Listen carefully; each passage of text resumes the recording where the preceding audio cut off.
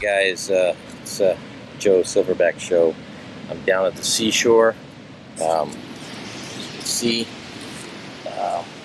and this is part of my 30-year daily ritual. I come down here early in the morning, and on an ideal day, I'll do my writing, taking notes, maybe revising, editing, sometimes writing new stuff, and then I'll go, when it gets too hot, I'll go inside for just a little bit, have lunch, and head over to the canyon where I can get completely away from people and surrounded by trees.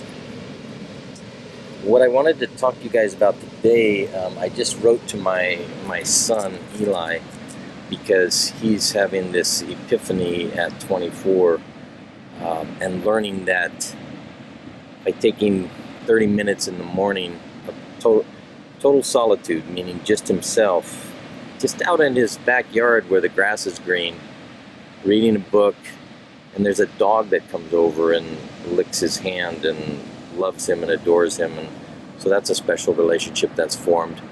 But 30 minutes in the morning in his where he can have solitude, and 30 minutes in the evening, the centering factor for the rest of your day is immense and amazing. And then if you can get some time there in the middle of the day, it's even better. But I like to think of 30 minutes in the morning, 30 minutes in the evening, and then the goal is over time to increase both of those, so that when you reach the silverback status, you're surrounded by green, surrounded by nature, chomping on your leaves, paying attention to what's important. One thing that came to my mind as I'm, introducing myself to you guys and thinking about some of the responses that people will have to the primitive aspects of my philosophy and the nature aspects is religion. And what I want you to understand is that religion is a social experience. And what I'm talking about, although you can ultimately do what I did and bring it into your family life, ultimately what I'm talking about is a man creating alone time for himself in nature. And that doesn't matter what your religion is. You can have your religion, you can have your social connection, and you can have your spiritual connection in church, synagogue, temple, mosque, whatever it is. It's a fundamentally different experience from being alone in wild nature, because the social experience means that there's social rules that you got to follow, and being in nature,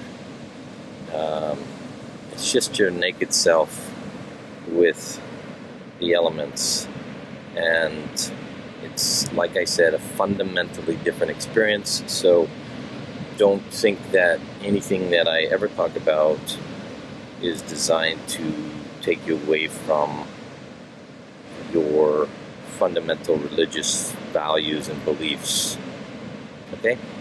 Alright, that's all I want to say, because I'm deeply into two books. I know some of you like to see what I'm reading.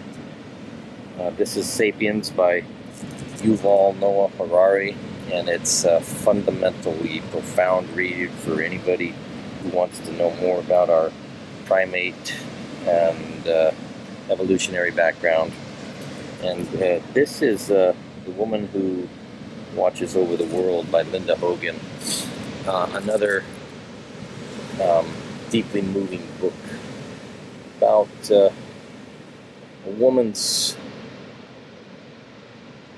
initial thoughts about healing from illness and finding love, finding her connection to love through some very profound ways.